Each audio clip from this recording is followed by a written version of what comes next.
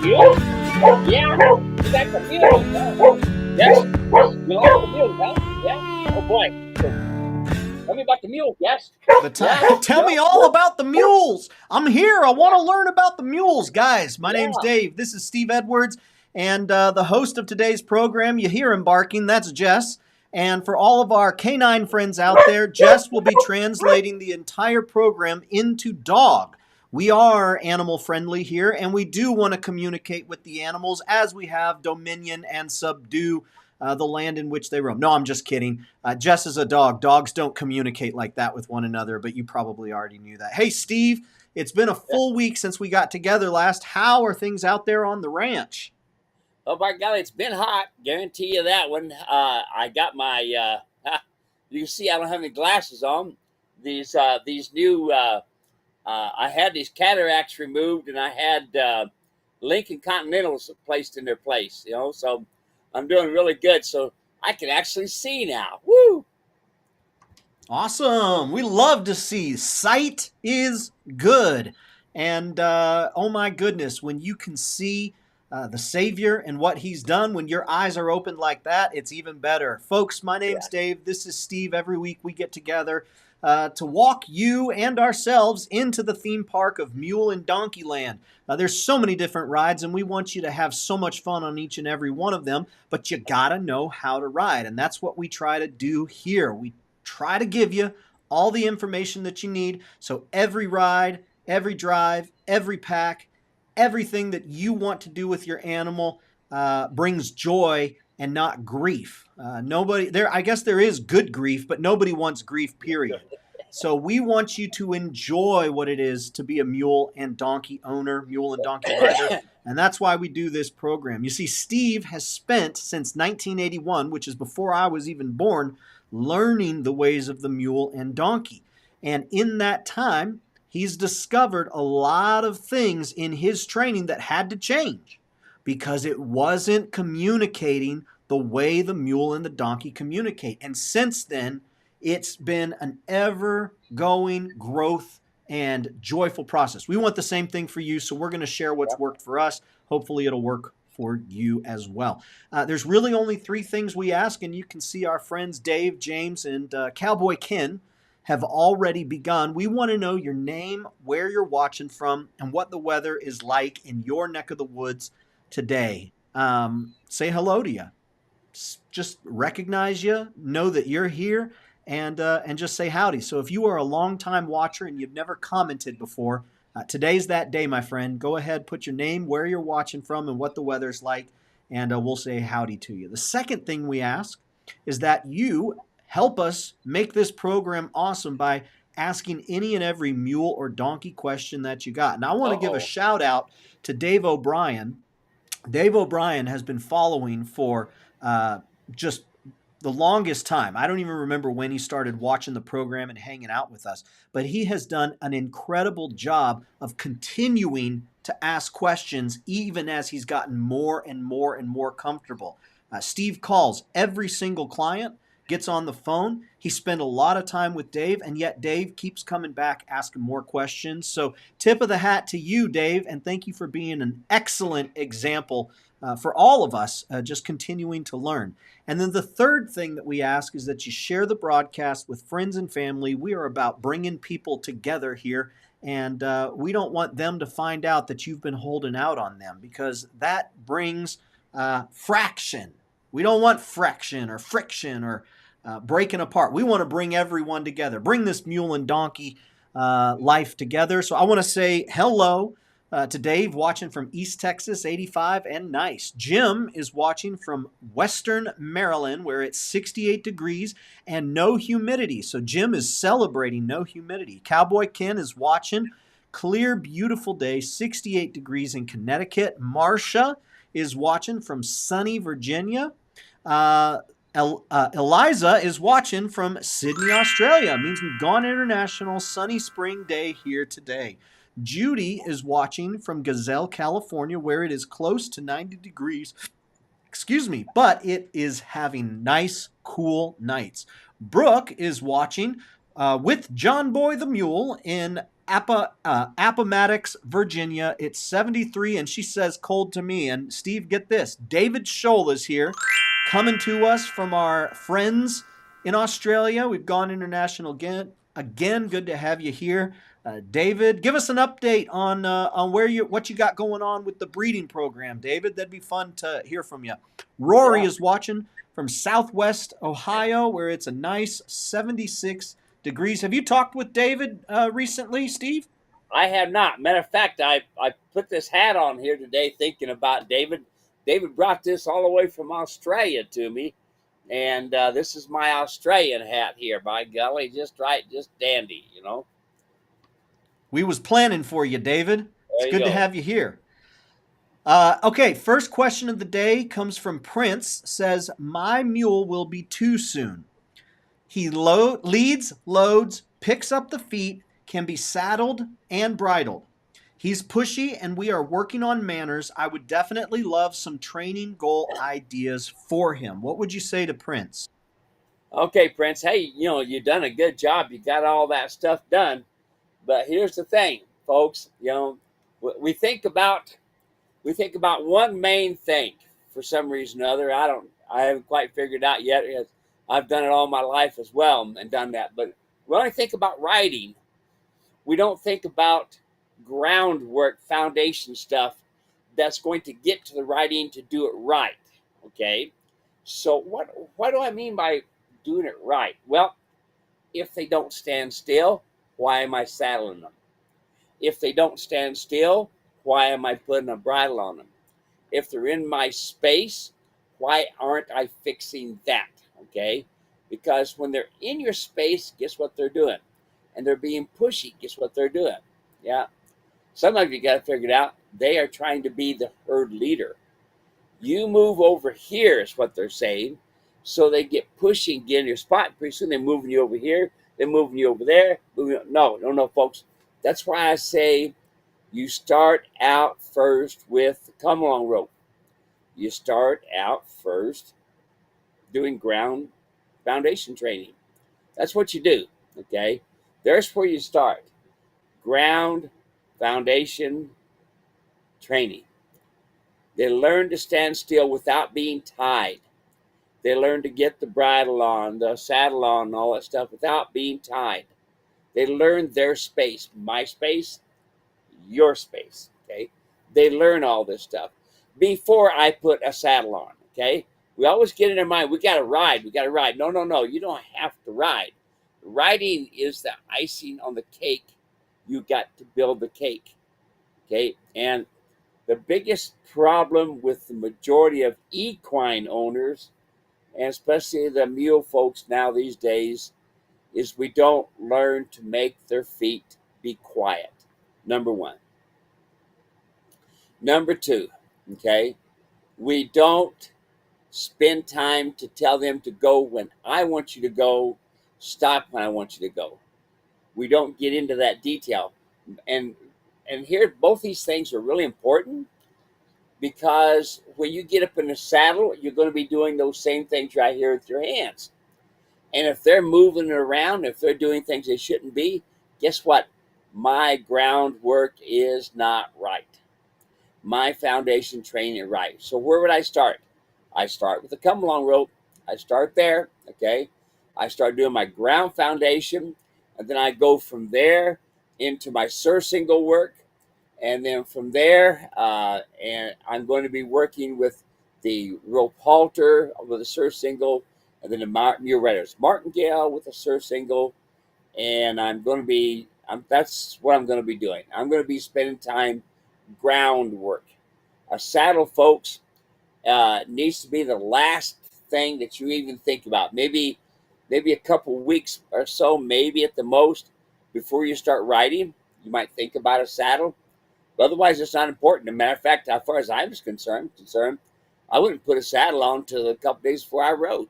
You know, it's not that important. It's important to get the animal framed up, quiet, standing quiet and still, and moving feet when I want to. And then the next part is straightness. They do everything straight, not looking to the right, looking to the left, go from there. So the pushiness is the mule trying to be the herd leader, and it will get pretty tough. I've seen it to where people get bit, people get pushed with their nose, people get kicked, things like this, because that mule's going to say, I want you to go over there. And the more they get pushy, the more you'll get out of their spot because they're bigger. Awesome. Thank you so much for the question, Prince. I hope that helped. It's good to hear from you. Sherman is watching. Johnson Taxidermy, Norman, Oklahoma, 78 degrees and nice. Lane is watching from Florida, where it's a hot spot. Rain coming soon. Bring the rain. Jackie is watching from Pendergrass, Georgia, 86 degrees, sunny and dry. Polly is watching from Barnesville, Minnesota, 84 and windy. Going on a wagon train this week near Fort Ransom, North Dakota, with my old team of mules. That's fun. Steve, let's go ahead and let's get to, you sent me something. You said, Dave, this is a great picture of blah, blah, blah, blah, blah. You said something, and I wrote back, Steve, I don't know much about driving. I really don't. Can I bring this up to you during the program? You said, great idea. So why don't you tell us a little bit here, Steve, what we're looking at, and help us get better at driving as a result of seeing what we're seeing here?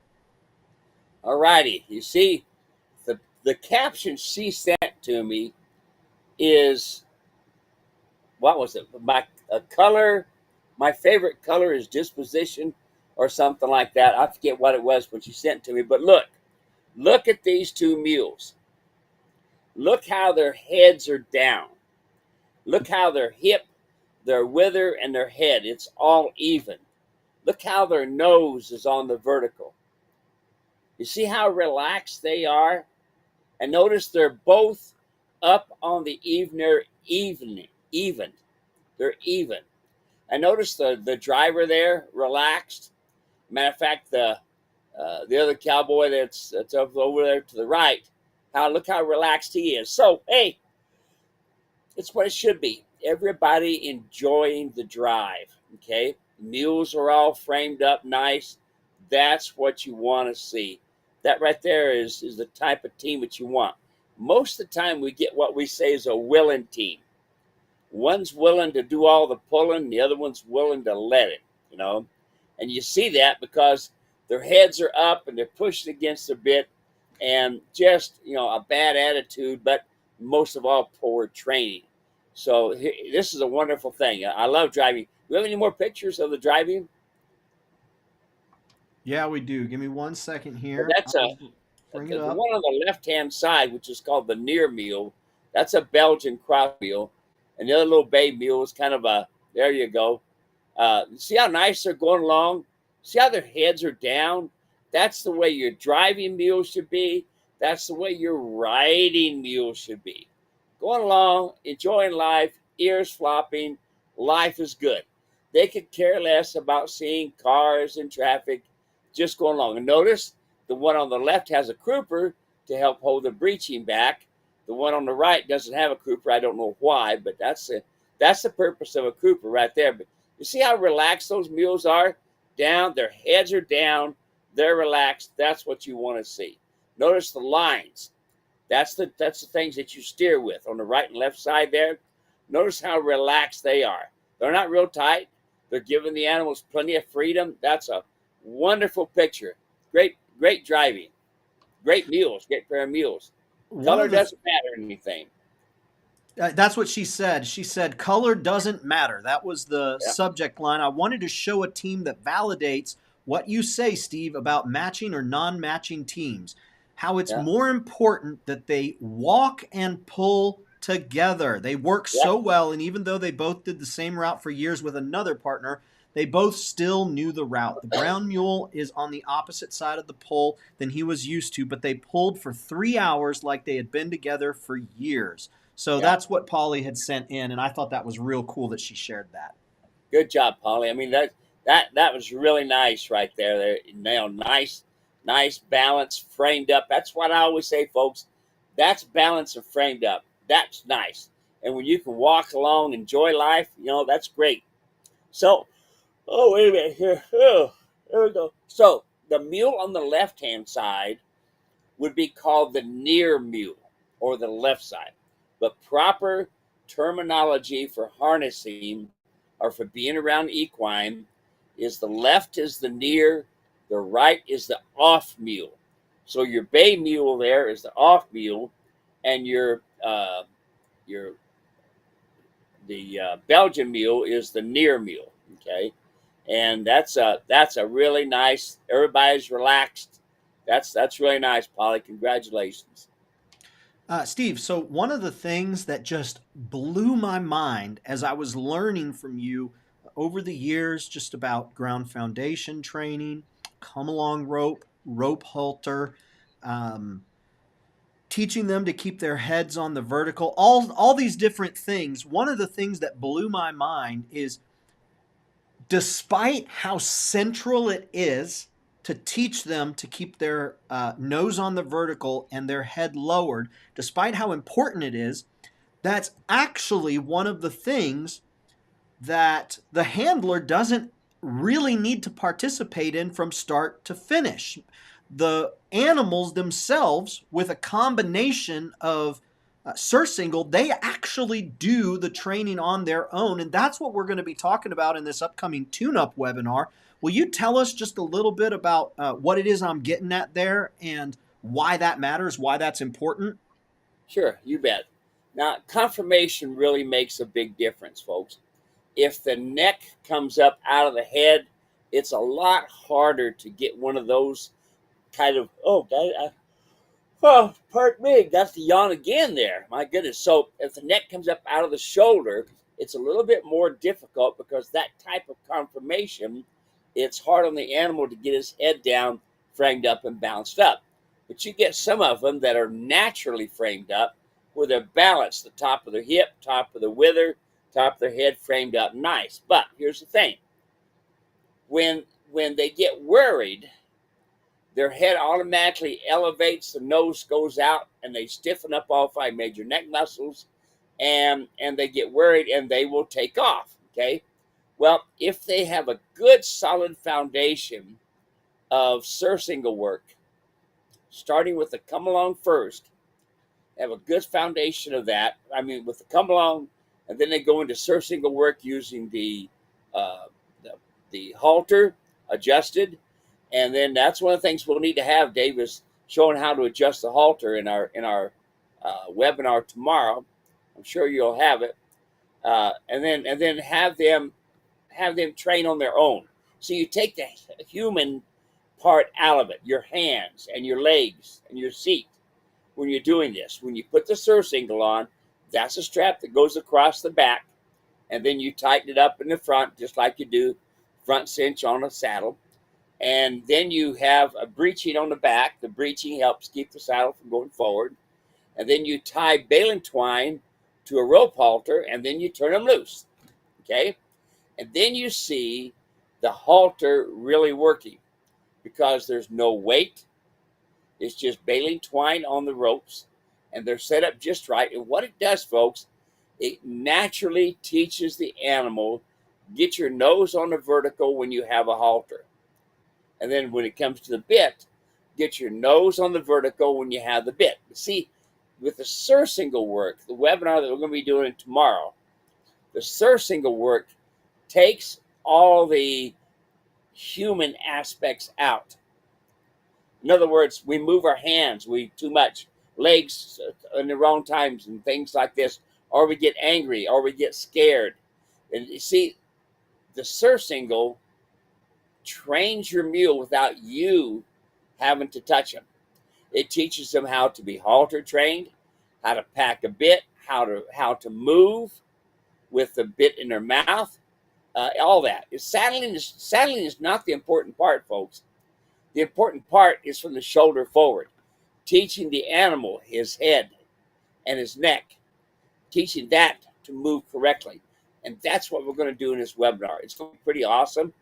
We're going to see several different animals. We're going to talk about adjusting a rope halter. We're going to talk about packing the bit, how the mule is going to reach down, pick it up, and carry it. And you're going to see how you can train and then how you can tune. This is not only for building a foundation, training, but also to tuning. Now, my wife's little mule, he was 28 when Stacy died. Great little old mule. We had her from a 2-year-old, and even though she's a 3-time world champion, even though she was undefeated in Arizona, and she packed everything from my grandkids to a 97-year-old blind man. Yeah, we still tuned on her. We still put the Surcingle on her. She still got the rope halter put on her. She got herself all framed up. You know, there's times you're going to have a rope halter only. There's going to be times you're going to have a martingale only. But what this does is it builds foundations. But the other thing it does, it keeps them tuned. It's kind of like getting your tuning on your car or your truck. If you don't keep the maintenance on it, things are going to fall to pieces. And that's the same thing with your mule when it comes to training. If you don't keep your mule maintained, you're going to have problems down the road. It's like your saddle. You know, I had a guy tell me yesterday. He says, "Man, the conchos keep coming out," and I says, "Why do you allow that?" He says, "What do you mean?" And I says, "Well, every time I put a saddle on, every time I check every bend, because where bends on leather is where it breaks. I make sure all of my gear is in the right place. I test my conchos. Why? Why do I test my conchos? Because that breeching is hooked conchos, and it's always doing this on the hips. And guess what it does? It loosens up those conchos. And after a while, those conchos are loosened up, and pretty soon they pop off, and then you call me looking for a concho. Well, if you would have checked it before and after the ride, and even if you even have a lot of riding, you know, a 12-hour day, it might not be a bad idea to check in between, because things do loosen up, folks. Okay. So anyway, just going back to this is what you should be doing with your mule. If you're not riding your mule, easy. Put the Surcingle on them, turn them loose in a round pin, and let them get soft. Let them train themselves. Okay. And so you're gonna hear me talk about. I'll have in my corrals, I'll have 8, 10, 12 mules in an 80-foot round pin, all at one time with Surcingles on it. Okay, and that Surcingles really, it's a wonderful tool, and we're going to teach you about it up and coming here, how to tune up your mule. It's going to be a lot of fun. I'm excited about this one, and I hope you guys are too. Steve, as I was looking in the comments, there were several folks who said they didn't get the confirmation email. Sherman, you're one of those. I just did a look. I misspelled the little trigger that needs to go out. Everybody who signs up gets a little tag, and I misspelled the word tune-up. And so I just fixed that. So everybody, if you're watching, you're like, I didn't get the registration. I just triggered it. It's going out. You'll have that. And you actually should be receiving an email from me. Not just that one, but another one at 5 o'clock. So, yep, there you go. Thanks for giving me a heads up on that. I appreciate it. Steve, the next question that we've got, this one comes in from Hugh. And Hugh sent in a picture. He says, right here, can someone please tell me why one has raised parts and the other shoe is flat? What is the purpose of the raised parts? Okay, the raised part, that's the shoe on the left-hand side. And by the way, that's a handmade shoe. You can see the nail heads and this sort of thing. It looks handmade, okay, and forged. So the purpose of that is when you get into ice and it's real slick, this helps actually bite, or real slick ground. That helps to bite it. Okay, and the one on the right hand side is just a normal shoe, but the one on the left hand side, that would be a mule, would be front shoe on a mule. No, that could be the back one on a mule. Now that I see it toward the front there, yeah, but that's the idea. Now, at the Grand Canyon, we would take and put it's kind of a solder steel. It's called drill tech, and we would actually take a torch and welding rod and get the end of it hot, and then we would melt some of it on there and put drill tech on both ends of the shoes and on the front to help slide around. Now, this type of shoe here is mainly for big draft kind of animals that are heavy animals, and they're in real slick ground, and this helps bite. The other one is just for everyday riding. Very cool. Thanks for sending that in, Hugh. Really appreciate it. That's fun to get to Yeah. take a look at. Hopping back over to our friends on Facebook and YouTube, we've got Lori watching from Michigan, where it's sunny and 71. Karen is watching. We got all the Australian friends here. She's watching from southeast Queensland, current 10 degrees Celsius. We are busy competing our equine yards, ready for the arrival of our 9-month-old mule foal from David Scholl Vale Farm Mules this weekend. So Karen beat David to giving us the update on David's mule breeding program there. How about that? Paula is watching from Northern Ontario. Let's see here. Merlin is watching from Northwest Minnesota. We have sun and 86 degrees with some humidity. Late because we had to make our monthly trip to Thief River Falls and got caught in construction. That is the worst. But you know what they say, Merlin. Better late than, well, you know what they say. David says, the last of my weaned foals are going home this week. Getting ready for this season foals to be born 13 mares due to foal between early September until mid-November. Also, Wow. we are due to start artificial inseminating our 15 empty mares to be in foal for the 2025 season. It is springtime here in Australia. What a cool update. How about that, Steve? That's that's pretty cool, Dave. I'm so proud of the Scholes there in Australia. You know, when I met Dave and Di, really nice folks. Uh, I didn't know that they were worm farmers, you know, and they were worm farmers. Yeah, they farmed worms, actually did. And both of them had just a love for mules. I mean, they are the evangelist of mules when it comes in Australia. Now, Dave, folks, didn't hardly know diddly about mules when he started out. You got to get this in your mind, okay? Yeah, he had a couple mules and did some mule things and this sort of thing. But when he really got into it, Dave got into it 9-0, and now he's a breeder. He got one of the finest jacks you can get, and he's collected up some nice mares, a variety of mares, and he's breeding some, I mean, nice looking young mules. And so, congratulations, Dave and Dyke. That's great. They no longer do worm farming, by the way, folks. Dave's got his hands full starting colts. And now, when I say starting colts, he only builds a foundation with the come along rope to get them to pick up their feet, to lead around, to go in and out of a trailer, things like this. Okay, they're not trained to drive or ride or anything like that. He just has built a foundation on them, you know, and he does the imprinting on them. So when you get mules from him and Di, you got really good quality livestock. So congratulations, everybody out there, and Dave and Di, congratulations on you. Dave and I are looking forward that you guys send one of your Learjets over to pick us up. We'll come over to Australia someday. We'll be ready.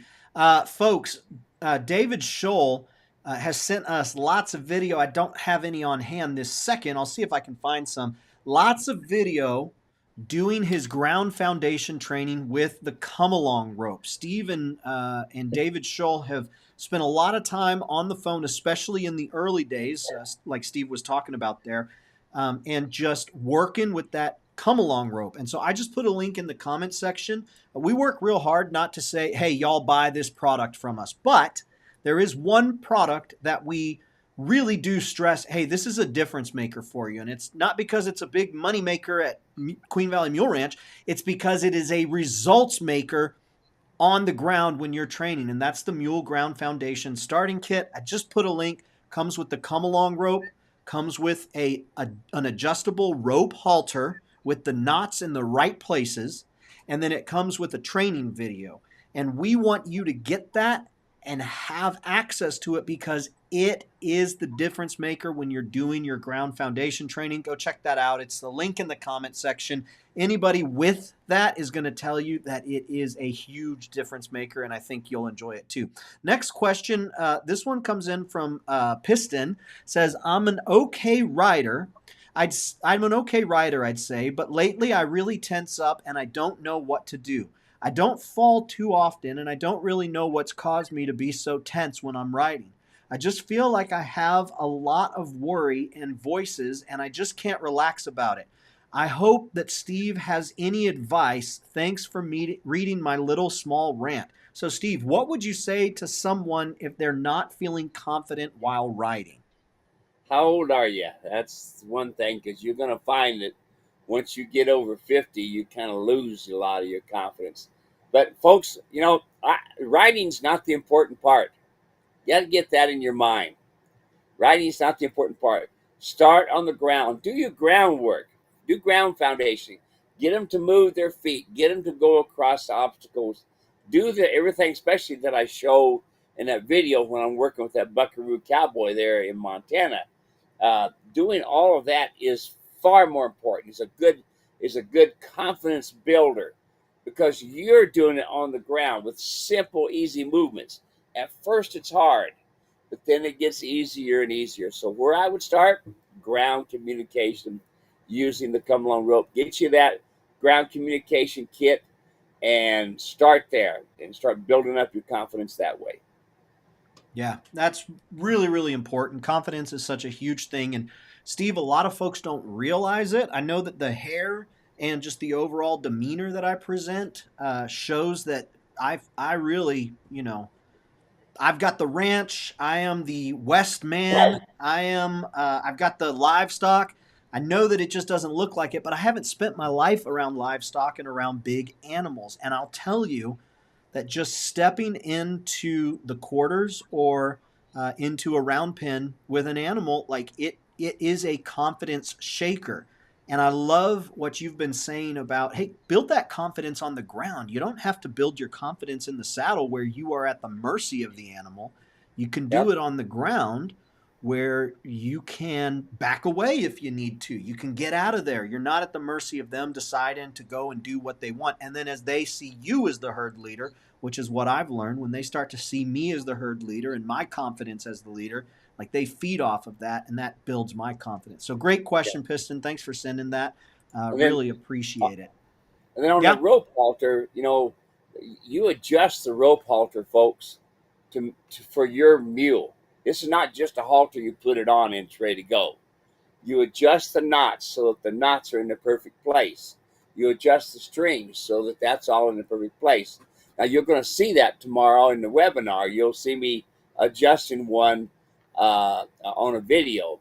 But it's a great confidence builder, folks. If you guys would start on the ground and forget about being in the saddle. Okay, most of you, if I told you to do certain things, you really wouldn't know what it is. Okay, but yet it's very, very important things. So if you build your foundation on the ground, you'll build your confidence in this sort of thing, and the mule will be, you'll do very good, very good. Jim is watching from Door, Michigan, where it's 77 degrees and beautiful. Feeling blessed with all the information and mule tips from you both. Also, the awesome new mule friends I'm making. God is good. How awesome is that? Jim, thank you so much for sharing that. That honestly just made my day. Jim, Genuinely made my day. Thank you. yeah, Jim, Um, Jim what's is a that? sheriff. Jim is a sheriff in Door, Michigan. And he just went down and seen a good friend of mine down in Texas and visited with him and ended up buying two, awesome mules. I never thought he'd let go of the one, but when he told me he would, he did. And not only did Jim walk away with one mule that I didn't think he'd get, but he actually got a second one too as well. And now Jim got his dream taken care of. By golly, he's got his two mules and he's on his way. He's a two mule man. There we go. Yep, that's Uh, right. Hey, very cool. Polly, who sent in the driving video and the driving photo, says what we were watching was the first time those two drove together. Wow. All right, you hear that, folks? But they've been driving mules before, is what I understand, and then their partners had something that happened to them. Is that right, Polly? You can let me know. But still, let me tell you what, folks. When it comes down to my favorite color is disposition. That's what it is. And when you see this sort of thing here, look at how those drivers are relaxed. The mule is relaxed. People are talking, traffic's going around, but these mules, their disposition is worth their weight and go. There's Polly there. Yep. And look how relaxed she is. Got her lines nice and relaxed. What a wonderful thing. That's my favorite color there, disposition. That's cool. Love that stuff. Let's see here. David Scholl says, also, we are ready to collect semen from Moses and ship around Australia to anybody that wants to breed their own mule. So there you go, folks. David Scholl, he's got Wow. Moses the Mule Maker. Connect with him. He's right here on Facebook. So if you're on Facebook, you can click his profile picture there. You can connect with him. Let's see here. Hugh is watching from Hamilton, Ontario. Sunny and nice, 70 degrees. Daryl is watching from Lantana, Texas, where it is 72 degrees with light rain. Ronnie is watching from Graham, Texas. We're getting some much needed rain and cooler temperatures. I've got Surcingles with some old harnesses here on the farm. Will these Surcingles work for training? Sure, absolutely. Absolutely. A Surcingle is a Surcingle, Sure, I'd love to have you get mine the way I've designed them and stuff, but a Surcingle is a Surcingle. The main thing is now you can take an old harness, okay, and use the saddle pad, and excuse me, man, I got the yawns here, and the back straps and the breeching, and you got yourself, it's heavier, okay, you got yourself a Surcingle. The thing with my Surcingle, it probably weighs maybe 4 or 5 pounds, the whole thing, breeching and everything. But yeah, good for you. You will see it on this up and coming webinar that we're going to be doing. Dave's done a great job of putting some stuff together. He did his always, as that's why. Hey, everybody realize now, Dave now has a new name, okay, and the Mule Guy. That's him. He's the Mule Guy. He's the new Mule Man. What we used to call Mule Man. Well, this is the Mule Guy. Here he is. All right, and you just listen to him. Listen to things he says. It's almost verbatim. Some of the things I know. He knows how to answer the questions. Anyway, that's kudos for him. So the up and coming webinar is going to be fun. A lot of fun. Next question comes from Paul. I have donkeys coming next month, and I have a large acre pasture with black cherry trees. Do I need to cut those down? I know they are probably toxic, but will the donkeys eat the bark and the leaves on the ground? Yes, yes, and yes. If you hear me, folks, and hear this loud and clear, do not put them out in a great big pasture. A donkey can, founder in just a short time. They get into the wrong grass, the wrong stuff, they're foundered, they are done. Okay, now I'm really I'm really going to be hard on you here, folks. You do not need to put these animals in pastures, especially donkeys. Donkeys can get too much carbohydrates with these real high rich feeds on the grass, and I have people say, well, ain't that good of a pasture? Well, you don't understand what a donkey can turn into sugar, y'all. They need specific feed. You need to be specific with your feeding them. Each donkey should be in his own stall, 10 by 20. Each mule should be in their own stall. I know you got all that lush grass and this sort of thing, but I guarantee you, out there in that pasture, they don't need you. Okay? When you bring home an animal, especially you bring home a new animal, that new animal needs to be in a small pen so that you can show them on a daily basis, I'm the herd leader. I feed you, I water you, and that's where you're going to be. Okay. And I know, folks, some of you are going to think, oh, man, I got all this beautiful pasture. And, oh, that's not very fair to them. It's not very fair. Listen to some of the folks that'll probably even tell you today that have had the problem where they couldn't catch them or they put them out in the pasture, and boom, they started having problems with working with their animals. You know, my wife's mule, just as one example, because all of our mules we kept in a 10 by 20 stall. My wife's mule, just as an example, 28 years old when she passed away, but she spent 26 years in a 20 by 20 stall. Yes. Happy mule, ready to go to work every day, ready to tack. I mean, I used her for everything. Dave rode her, she was an awesome mule, but she was kept an awesome mule because I was the herd leader in something as simple as keeping them in a 20 by 20 stall.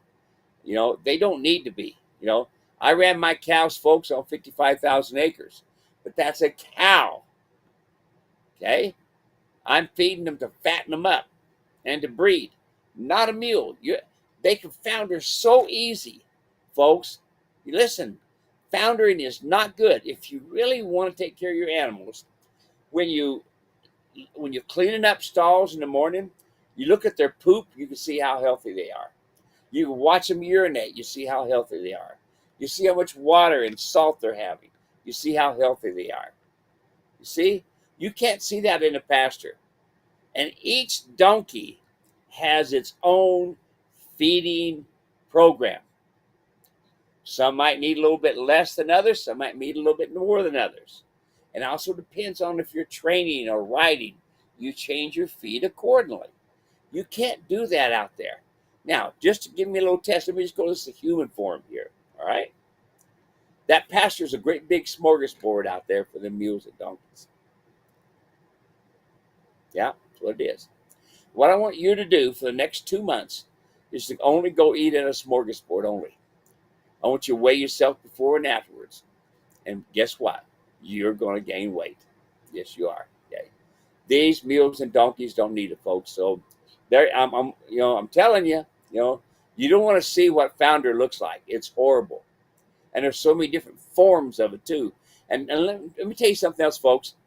And I'm sure some other people can tell you this too. My wife's mule had cancer, unfortunately, and she was in a lot of pain.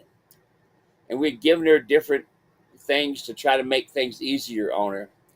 And finally, I told my wife one day I could see her. She was just hurting. She was just walking and walking and walking and hurting. I could see her. I said, I'm going to go put her down. Why don't you go ahead and go home? And when I went and got my firearm and come back, she had already passed away and died. But still, folks, what I want you to understand is these animals can be hurting tremendously and be standing, and you'd never know that they were colicky. You wouldn't. So it's imperative you put them in a small stall where you can keep track of them. Okay, it's you do it for them. Do it for them. All right. Hopping back over. Oh man, a lot of comments have come in here. Hey, David Pengelly, Manchester, Georgia. Can't sleep at night dreaming about your Rancher Ultra Light saddle. We do like ourselves some David Pengelly. He's a good man. Hey, y'all, we've got Come Along coffee. This is fresh roasted coffee. Comes in 3 roast, ask, tell, and demand, and it is good. And that is coming directly from David, Coffee by David, shipped out of there at Manchester, Georgia. Steve went, he saw the operation, met the man in person, and it is good stuff. I'll put a link in the comment section, but y'all get yourself some Come Along coffee and help David Pengelly save up for that Rancher Ultralight saddle. Howard is watching. He got it?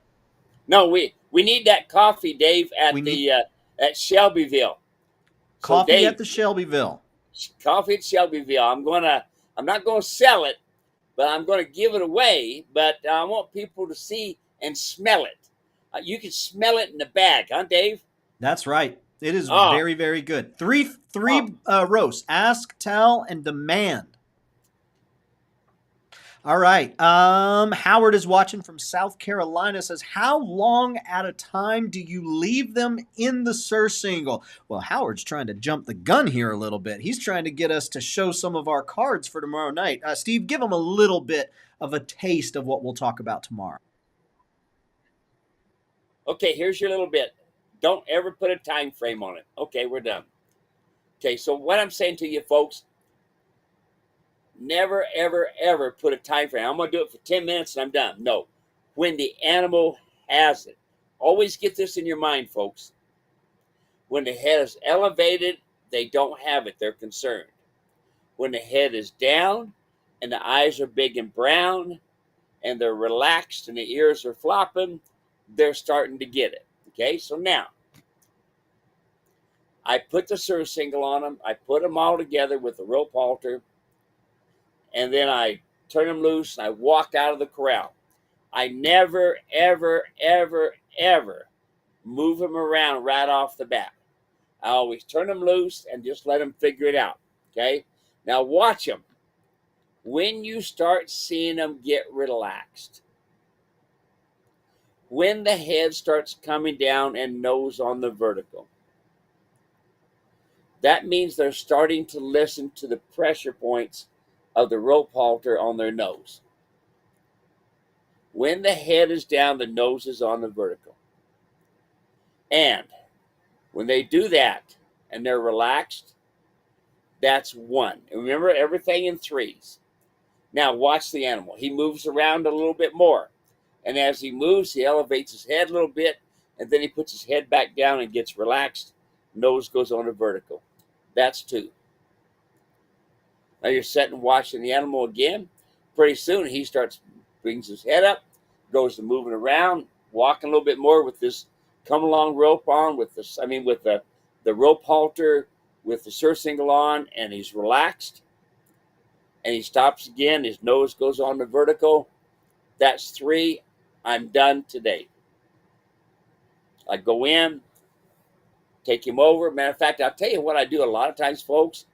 I'll take everything off in the round pen. Show them this is just as good a place to get it done as it is over by the tack shop. I want them to see that this is a comfortable place, not an uncomfortable place. Okay, now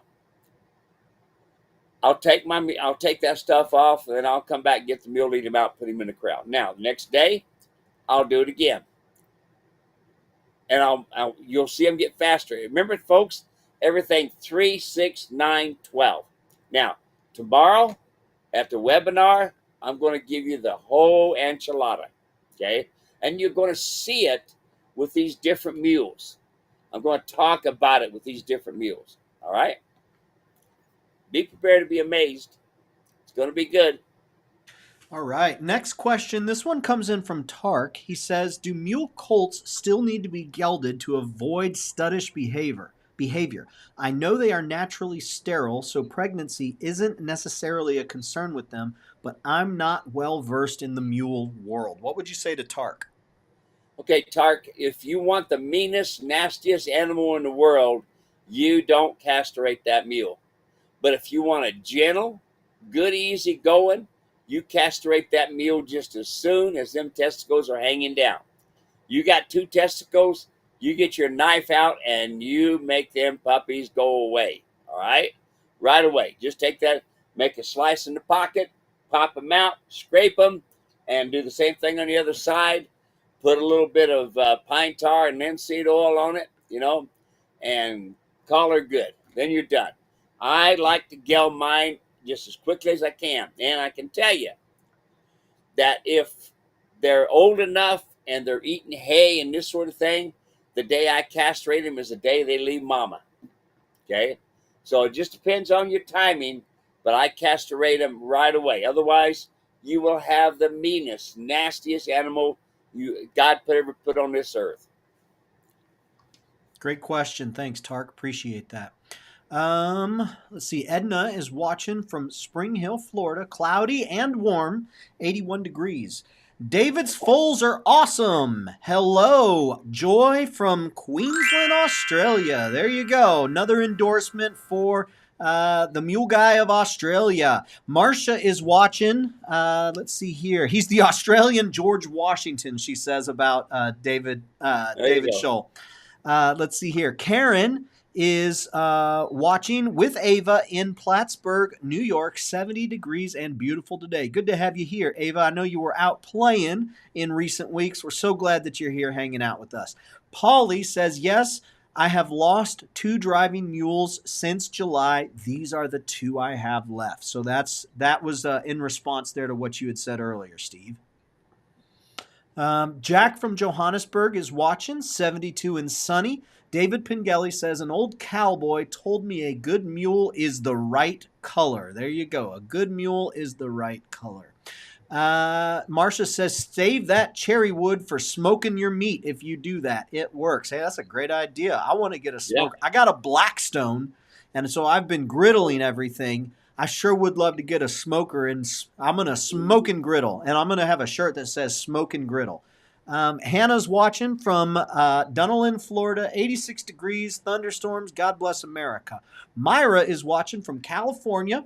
It's still getting very hot every day, but fall is in the air. We can taste it almost. Jackie says, what about stress with stalled equines?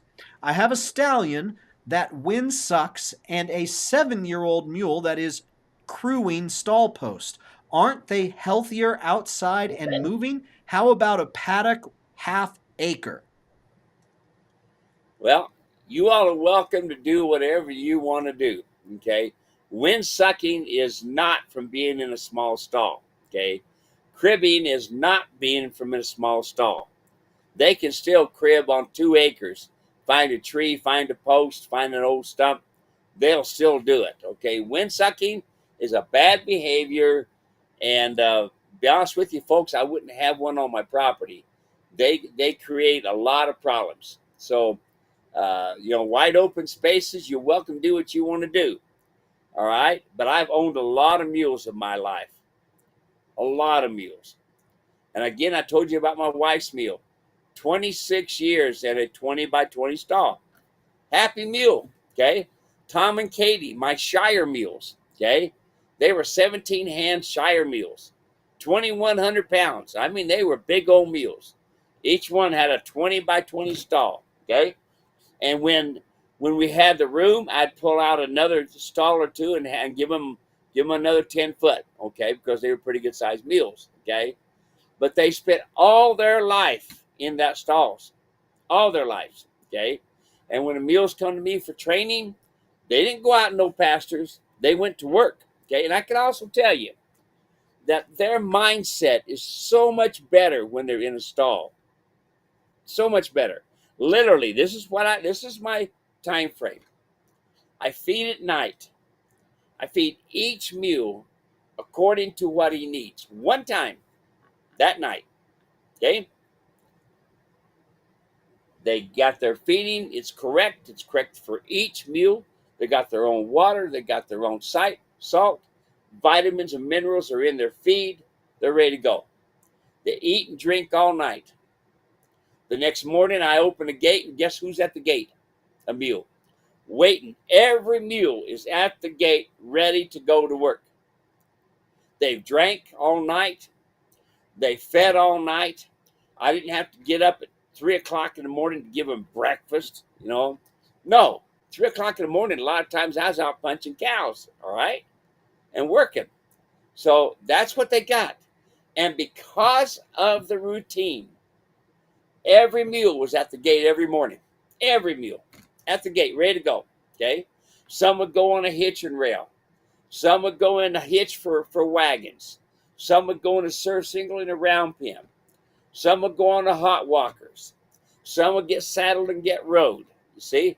And it wasn't just me. I had me a couple pretty good cowboys too, that worked with me. And they had a job. But every morning, folks, I didn't have to hunt them up. They were right there at the gate. They're ready to go. They're fed, they're watered, ready to go, okay? They don't need all that pasture out there. Now, y'all do what you want to do, okay? But I can tell you, I've got a lot of people would probably put a note in here right now saying, hey, I tried doing that and it didn't work. Now I got them in a small stall. Now they're paying attention. Okay.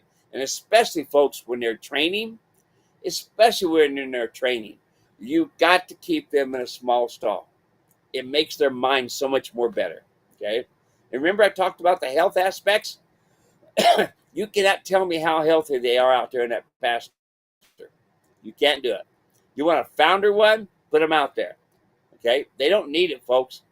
What they need is they need you to be working with them. Okay? This is not a dog. They need you to be working with them. So get out there and give them a job.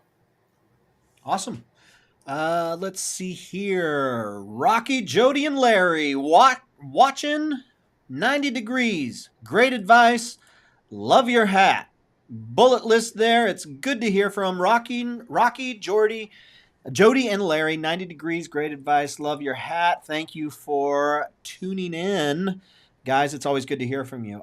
Merlin says, keeping mules for pleasure as well as horses can get expensive. If you have all that pasture, get some beef calves each spring and let them fatten over summer, then ship them to market in the fall. You will make a few dollars on the beef and make use of all that pasture. There we go. Getting creative. Good thought there, Merlin. Steve, what do you think? Hey, he's right on the money. You can make, you can put some calves out there and make yourself a couple bucks. Plus that, now you got something to work your mules to. There you Yes, go. sir. Good thinking, Merlin. Ryan is watching from Iowa, where it's sunny and windy. Polo is watching from Aromas, California. I have a Mammoth donkey, and he's 14 months. When is it a good time for me to start him? Well, when their knees are closed, that's usually the best time to do quite a bit with them, folks. It's not just the riding aspects that you want to think about the knees closing, because when you are asking them to trot or to have any kind of weight on their back, that's pressure on their knees. So you can have a vet look at them. He can x-ray them. Did I go to God again? You can also look at their knees, and in the center of the knee, if you see some curly hairs, that means that most likely the knees are not closed yet.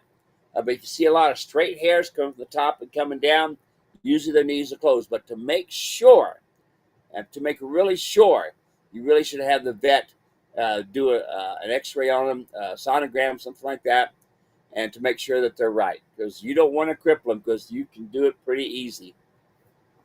Awesome. Thanks, Polo. Appreciate that. I put a link in the comments section to the Ground Foundation starting kit. You're going to want that. And if you have any questions about whether or not that's a good investment, just read the reviews, both on the starting kit and the come along rope itself. That'll give you an idea of what you can expect, and we think that you'll find that you can expect a lot. Marcia says, do you still have to exercise the animal when they're in the pen, when they're in the stall? Well, sure. I mean, I like it's pretty much what we did was we still took them out every day, and because most of my animals that were there were for training, and then my own personal animals, I would say, for instance, if I was going out in a wagon, I would hook 6 mules on the back, on the front of the wagon to drive, and then I would tie 6 mules on the back. A lot of times I'd take my own personal animals and tie them in the back and take them out. Or I'd put them on a hot walker, or I'd put them in a surcingle and put them in a round pen. Okay. So probably 4 days out of the week, they were out of that corral, and they had something to do. The nice thing about a hot walker is that, bang, you can put them on a hot walker and it'll walk them around to exercise them. Okay. Now, I know it's tough, folks. You got all that beautiful pasture and all that area out there, and it's a lot of money going down the tube. But let me tell you, one vet bill, when you got one that's hurt themselves, or has is starting to build up the sugar from the and all the fat pockets and this sort of thing. Once they start getting foundered, folks, it's a booger. and it's just almost overnight too. It's amazing. So it's up to you, but they, give them something to do. Go out. We all could use for a walk. Take them out for a little walk. Good question there, Marcia. Cody is watching from 93 degrees, Mize, Mississippi, where it is hot and humid. Polly says, I can attest to Steve's stall strategy. My riding mule sees me hook up the horse trailer and she waits at the gate. There you go. Willing animal. That's what we're looking for there. That's awesome. Dave O'Brien says, absolutely. A small space alone makes a world of difference. I am the herd leader. Thank you, Dave. Jim says, both my mules start chewing in late winter or early spring. I have their teeth floated in April. That stops the chewing instantly. So that's some experience there from Jim.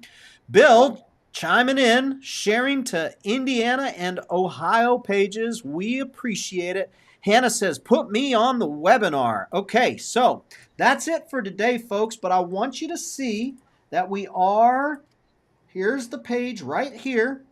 Put it on the screen share. Register for the webinar. It's absolutely free. And Polly, you can send me a message on the Mule Ranch page. Send me a message. I'll make sure you get what you're looking for there. I'll make sure you get what you need. And get signed up. We're going to go live tomorrow, 5 p.m. Arizona time. So that's 5 p.m. Pacific, 6 Mountain, 7 Central, 8 Eastern. We're going to go live for 60 minutes. About 45 to 50 of those minutes are going to be Steve walking us through video and giving us commentary on what we're watching. We're going to pause the videos. We're going to give you more instruction on what's happening. We're going to identify for you. It's going to be like you're on the ranch with Steve, and he's telling you everything to look at. Except you can do it inside where it's air conditioned, where there's no sun, and you can have whatever your favorite beverage is. But it's going to be 5 o'clock Arizona time tomorrow. That's 5 o'clock Pacific. Get signed up. It is free. You heard it. It is absolutely free, but you do have to sign up. And of course, we want you there live. But I know a lot of folks, the time is going to have a conflict for them. So we will send out an email the next day where you can watch the replay and get the same information. Steve, anything you want to say? No, I'm looking forward to tomorrow for that webinar. And then we'll go from there. Don't forget, we got Shelbyville coming up, folks. American Mule and Donkey and Bluegrass. It's going to be a lot of fun. I'm going to be there, and I'm going to be free there as well. I'm going to have saddles and tack there for sale, but you're going to see me do all kinds of things with people. If you've got a mule that you want to be part of that program there, you give me a holler and we'll set you up. Again, it's free to be in the clinic. But we want you to come and help us out. We're going to help some Christian facilities out, and the money goes to them. I'm driving all the way from. I'm driving this year with my motorhome with my wife and my dog Jess, and we're going to drive there. And I want to meet people. I want to visit with you, and I'll have tack there to sell. But bring questions, and if you got a mule that you want to be part of the clinic, give me a holler. We'll fix you right up. Awesome. Thank you, everyone, for hanging out with us. We sure do appreciate it. You do not have to wait an entire week to spend a little bit more time with this mule and donkey community. Matter of fact, you just have to wait 25 hours. And that's nothing. That's absolutely nothing when you consider the company that we are all in. So get signed up. The link is in the comments section. Paulie, send me a message and I'll make sure that you get taken care of. Folks, if you did sign up and you didn't get the confirmation email that went out immediately afterwards, you should be getting that soon. And at 5 o'clock, I'm sending out a 24-hour notice to make sure that you have everything that you need. We're so glad that you're here spending a little bit of time on your Tuesday with us. We know you could be spending it so many other ways, doing other things. The fact that you're here really does mean the world. Steve, it's good to see you. Take care, and everyone, we'll see you tomorrow night for Techniques for Tuning Up. Bye-bye, everyone. God bless America. God bless America. That's right. That's right. Yes. Yeah. Hello.